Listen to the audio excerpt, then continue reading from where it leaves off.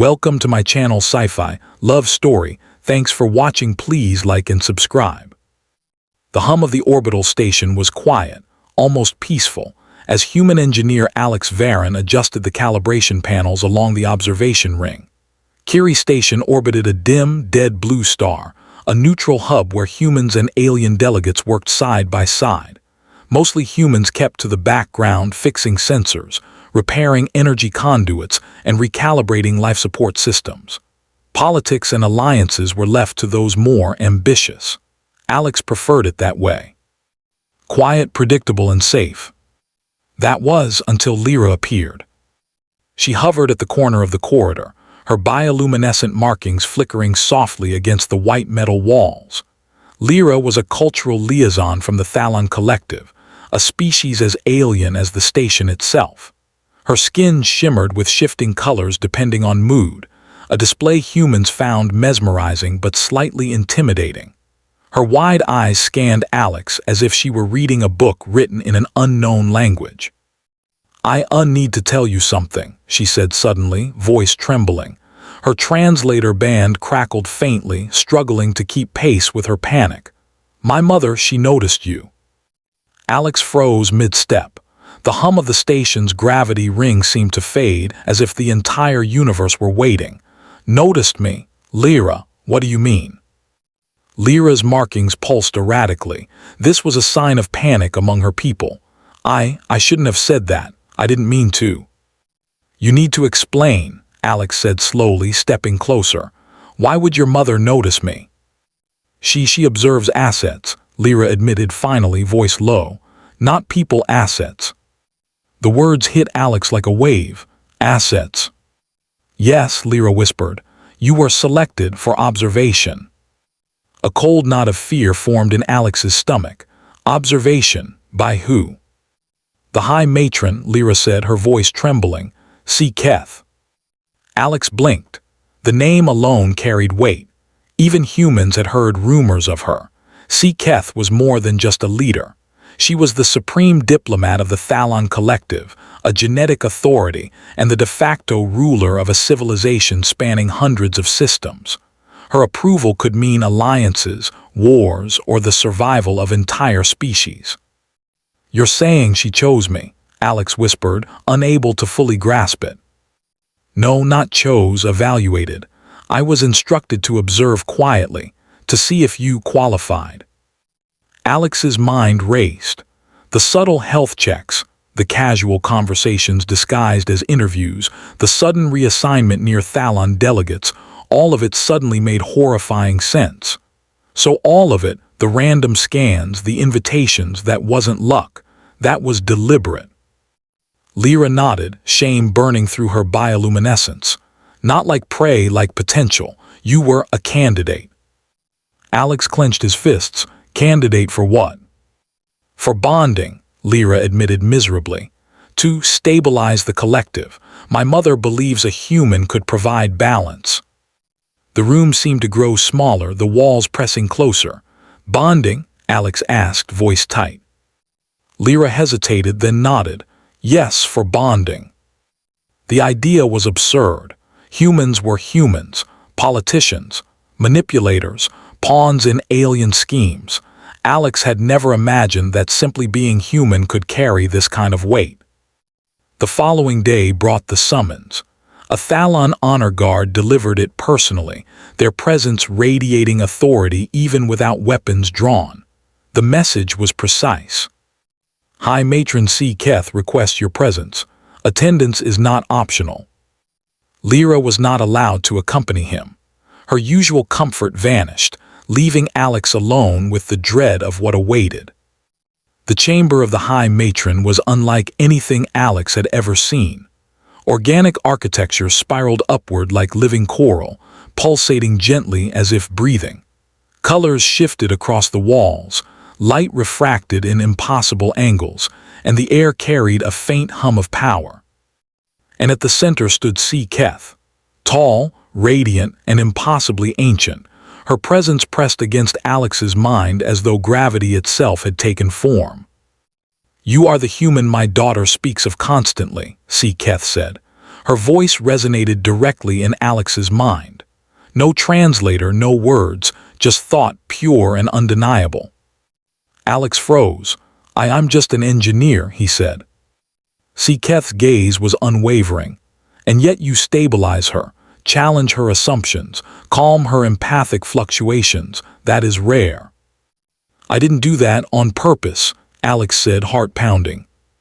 Intent is irrelevant, Siketh replied. Outcome is everything. She circled him slowly, each step a display of effortless control. I have chosen you, not as a tool, not as a pawn, as family, a bond consort if you prefer. Alex's pulse raced. You didn't ask me. I observed, she said. I needed to see if you would comply without question. You will not. You will resist. And in that resistance I see your value. The chamber went still.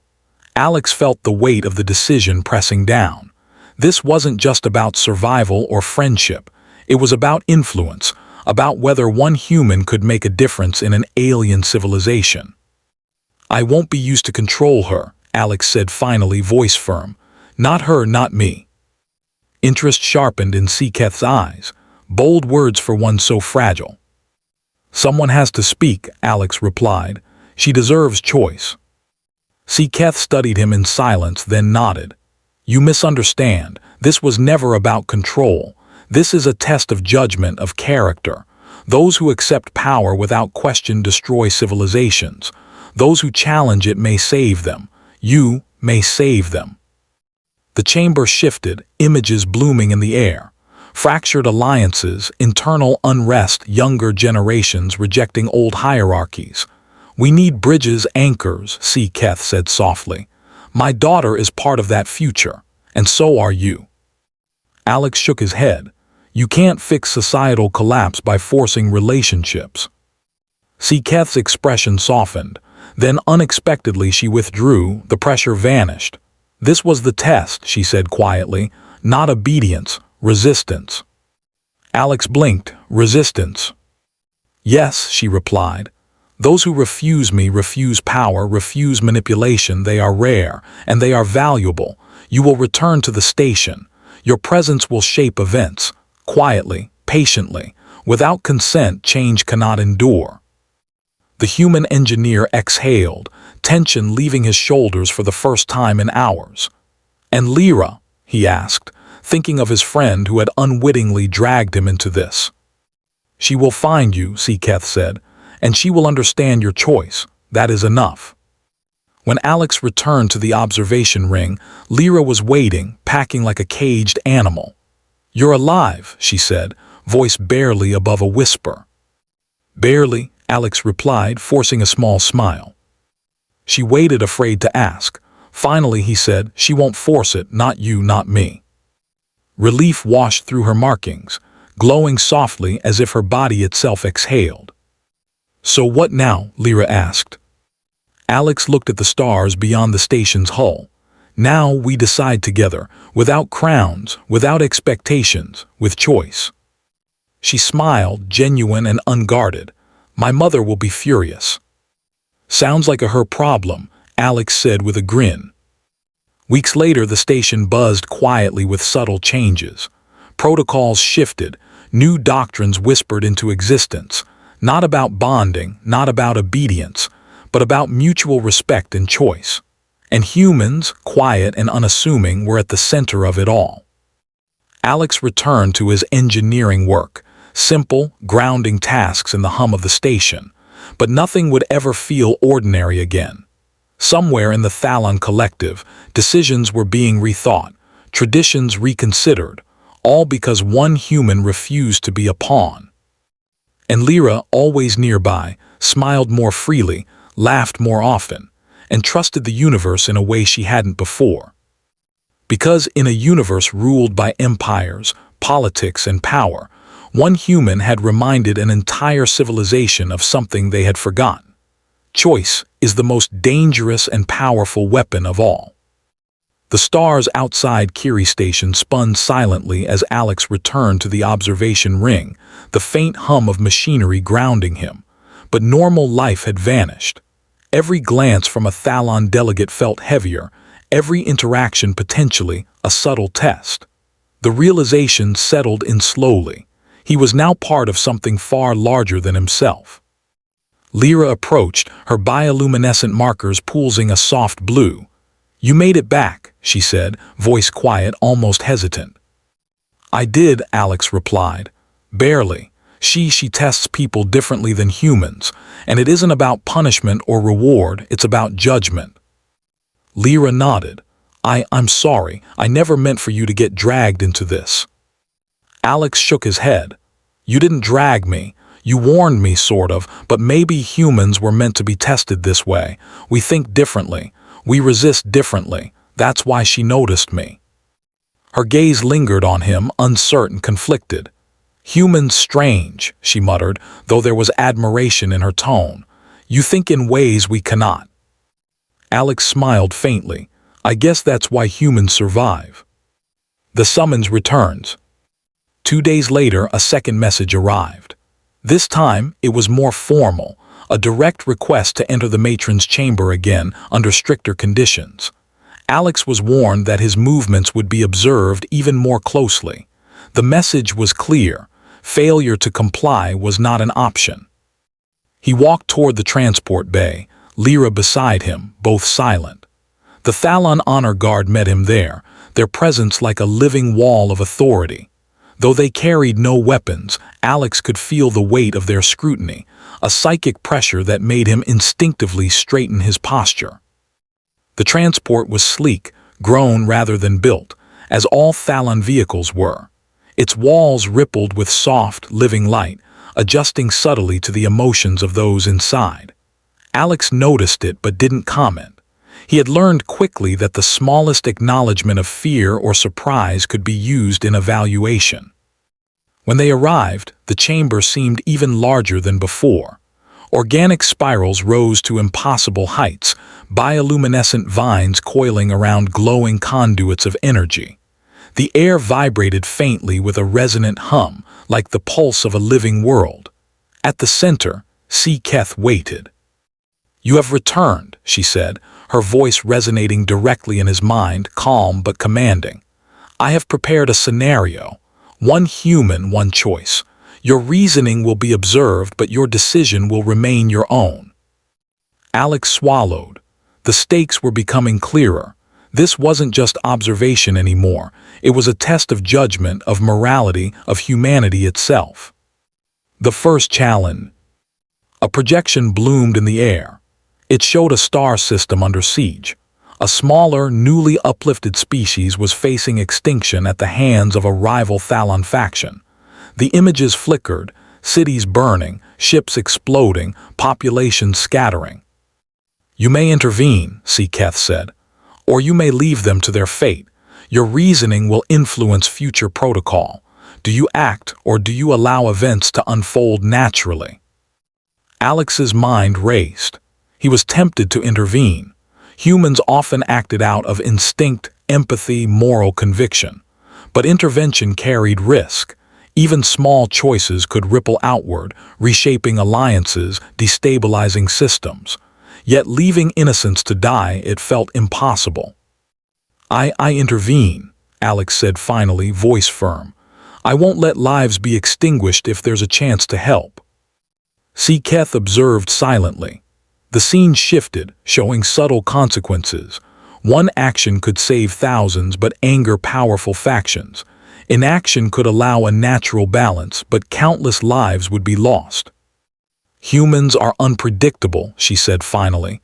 "You value life differently. That is what makes you rare." The second challenge. The next scenario was more personal. Alex saw Lyra, not as she was now, but as a child, struggling to master her empathic abilities. Thalon youth training was brutal. Failure could lead to permanent psychological imbalances, even exile. "You may interfere," Keth said, "or you may let the process run its course. Intervention could stabilize her, but it will alter the expected results of her development." Alex looked at the child in the projection, panic flickering across her bioluminescent skin. Something inside him surged. Humans often believed that protection was more important than obedience, even at great cost. "I interfere," he said immediately. "I can't just watch someone suffer when I can help." The scene shifted again. The consequences were subtle but immediate. Lyra's development stabilized, but the pattern of future events altered slightly. Allies became wary, rivals suspicious. Alex realized that every decision would have consequences beyond his understanding. Seeketh's expression softened just slightly. "You are compassionate, but you also do not weigh all risks evenly. That is human." The test of trust. The final challenge was psychological. Alex was presented with a Thalon council session, fractious and tense. Lyra's species was debating whether to allow humans greater influence in their governance. Some factions argued humans were unpredictable, dangerous, even inferior. Others saw potential in their resilience and creativity. "You may speak," Seeketh said, "or you may remain silent. Influence, yes, but do not interfere beyond your understanding. Speak wisely, for your words will echo far beyond this chamber." Alex took a deep breath. The temptation was to withdraw, to hide behind human modesty. But he remembered the stakes. If humans could demonstrate reason, morality, and independence, they might help stabilize the Thalon civilization itself. "I will speak," Alex said. "Not for power, not for glory, but to remind everyone here that survival and progress depend on choice, integrity, and cooperation. You may see humans as unpredictable, but we have an ability you do not. We adapt. We think beyond hierarchy. We value life even when it is inconvenient. Let that guide you." The council and the projection shifted, alien faces reflecting surprise, curiosity, and cautious respect. Alex had no way of knowing whether it was real or a simulation, but the effect was clear. His reasoning had influence. Seeketh studied him for a long moment.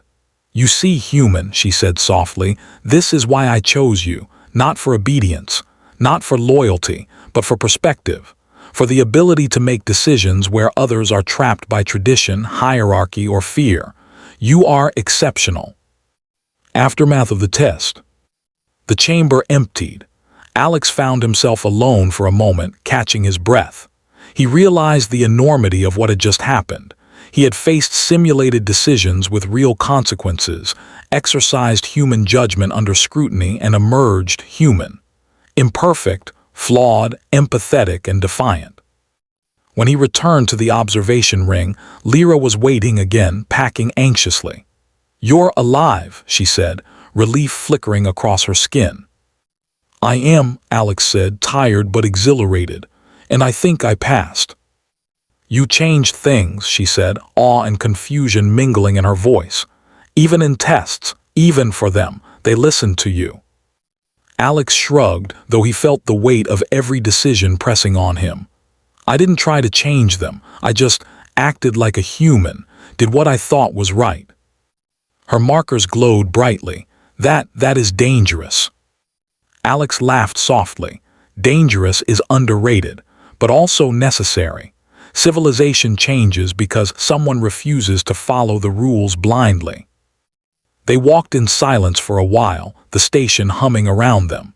Alex realized something profound. Being human meant something extraordinary in this galaxy. Humans were unpredictable, yes, but in ways that could save lives, reshape systems, and challenge ancient hierarchies. "Do you think Seeketh expected me to pass?" Alex asked. "I don't know," Lyra admitted. "Maybe she didn't, but you did, and now she will never see humans the same way again." Alex looked out at the stars beyond the station, feeling a strange pride. Not for himself, not for recognition, but for what humans represented. Choice, morality, curiosity, adaptability. And for the first time, he realized that the galaxy might need humans more than humans had ever realized. Foreshadowing Part 3. Weeks later, subtle changes rippled through the Thalon collective. Protocols shifted. Doctrines were reconsidered. Factions whispered about a human who challenged expectations and survived. Alex remained on the station, performing ordinary engineering tasks, but ordinary now carried weight. He knew this was only the beginning. The real challenge would come when the consequences of his choices reached the broader galaxy. And Lyra, she remained close, her friendship a bridge between two species, a living testament to what one human could achieve. Because in a universe of rigid hierarchies, centuries-old traditions, and near-limitless power, a single human's judgment had already begun to reshape the destiny of civilizations. The hum of Kiri Station felt different now. Not louder, not quieter, just heavier, charged with possibility. Alex Varen walked along the observation ring, eyes fixed on the glittering stars beyond the glass hull. In the days since the test of choice, the station had subtly shifted. Protocols were no longer rigid. Thalon delegates lingered in conversation instead of rushing, and small adjustments in scheduling seemed to create opportunities for dialogue instead of hierarchy. Humans had always been minor players here, background technicians in a galaxy dominated by ancient empires and massive fleets. Yet now, Alex understood the truth. Humans were dangerous, not with weapons but with judgment, empathy, and choice. Lyra approached, her bioluminescent markers glowing gently. "You've changed everything," she said softly, "even without trying." Alex smiled faintly. "I didn't try, I just acted like a human." Her eyes widened. "That is exactly the problem. Humans don't just adapt. You inspire, you make others question themselves." He shook his head. "I didn't do it for inspiration. I did it because it was the right thing, but I guess that counts too." Lyra laughed, a warm, musical sound that made the station feel less sterile. "You think small, but the universe doesn't." The Council of Chain. Days later, Alex received another summons, this one formal and public, unlike the private tests. The Council of the Thalon Collective convened in a massive chamber, its architecture more organic than geometric, alive with shifting vines of bioluminescent energy. Delegates from hundreds of systems assembled, their colors flashing with tension, curiosity, and suspicion. Keth awaited him at the center, radiating calm authority. Her gaze fell on Alex like gravity. "You have observed. You have judged. Now the consequences of your choices will be considered by the collective. Your voice will influence the course of civilization." Alex stepped forward cautiously, feeling the weight of every eye upon him. He was human, alone, a species considered minor, fragile, and unpredictable, and yet the council would listen. "You may speak," Keth said, her voice resonating through his mind. "Speak as you did before, speak as a human." Alex took a deep breath. "Delegates, members of the council, I stand here not as a diplomat, not as a leader, but as a human. You may see us as fragile, limited, or unpredictable, and perhaps we are, but that unpredictability is not weakness. It is adaptability, it is choice, it is morality. These are traits that no empire, no hierarchy, and no tradition can fully control, and yet they can save you, they can guide you. They can stabilize your society in ways that rigid obedience cannot." The chamber remained silent. The Thalon delegates shifted, some skeptical, some intrigued. Alex continued. "You have traditions, you have hierarchies, you have rituals and laws that govern your species for centuries, and yet those same systems can blind you to danger, to injustice, to opportunity. Humans act imperfectly, but we act with conscience, with empathy, and with reasoning that is not bound by fear or expectation. These are not weaknesses, they are strengths, and perhaps strengths your civilization needs now more than ever." A ripple of murmurs passed through the delegates. Some faces reflected doubt, others understanding. The test of influence. Alex's words had impact, but they were only the beginning. Over the next cycles, subtle tests began. Factions that had opposed human involvement were forced to reassess their stance. Minor disputes were settled through dialogue rather than dominance. Delegates who had once relied on intimidation or protocol began seeking counsel from humans on reasoning and problem-solving. Lyra watched from nearby, her markers poising in awe. "They're listening," she whispered. "Even the old factions, they're listening." Alex nodded. "Humans survive because we think differently. We don't just accept authority. We consider consequences, morality, and fairness. That is the difference." Keth appeared beside him, silently observing. Her presence carried neither threat nor comfort, simply evaluation. Alex realized this was another lesson. Leadership was not about fear or dominance. It was about influence, subtle guidance, and moral courage. A test of unity. One evening, the station received word of a crisis on a nearby system. A rogue faction of Thalon extremists had seized a mining colony, threatening both humans and Thalon workers. Military action would have been the default response. Immediate, decisive, brutal, but Alex saw a different solution. He gathered representatives from both factions and insisted on negotiation, mediation, and compromise. Many doubted him. Humans were not soldiers, not diplomats, not enforcers. They were human, and humans acted on reasoning, not fear. Hours passed, tensions flared, threats were made.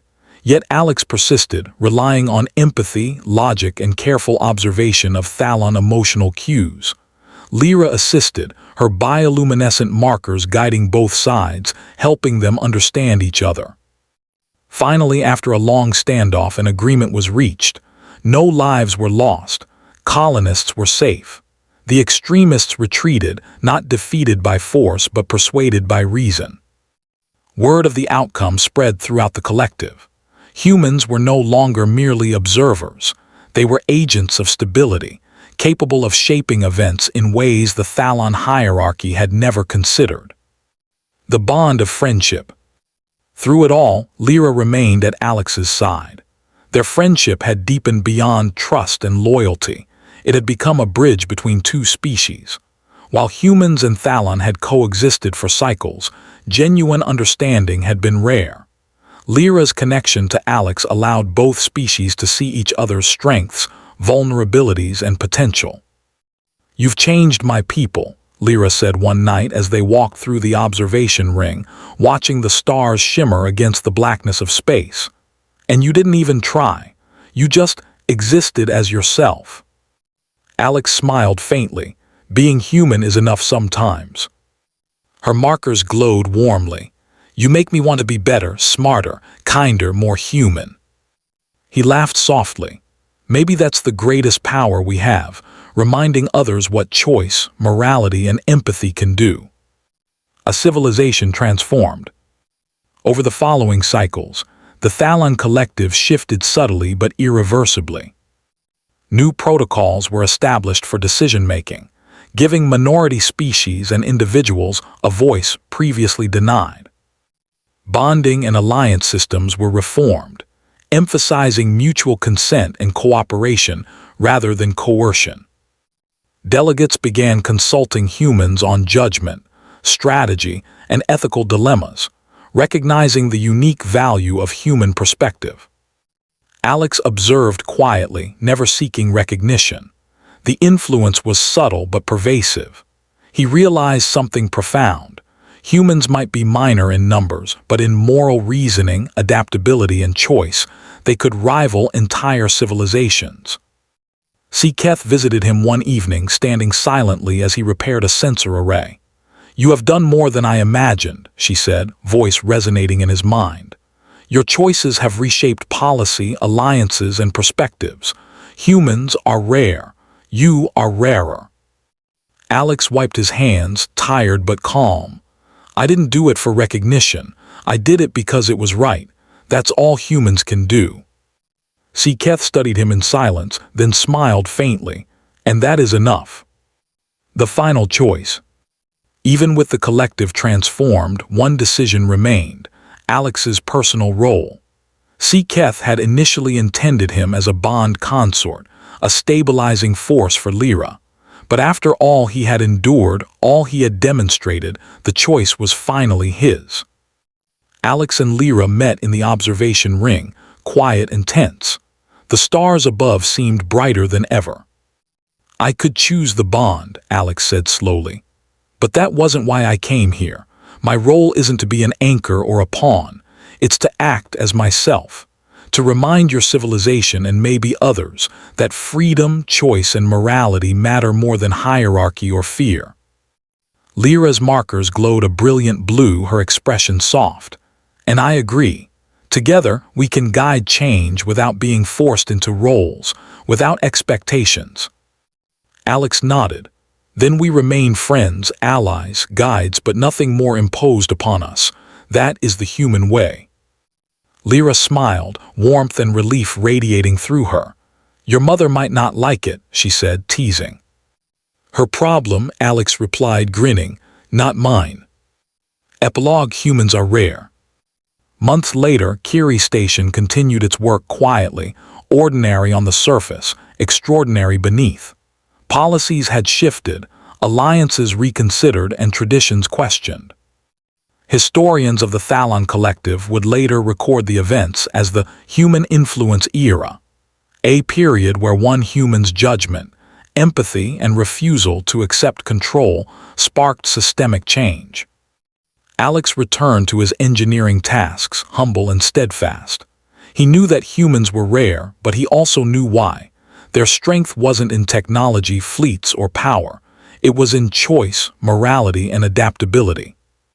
And somewhere, deep in the collective, Lyra smiled as she worked alongside her human friend, both knowing that their actions, guided by simple human values, had changed the fate of civilizations.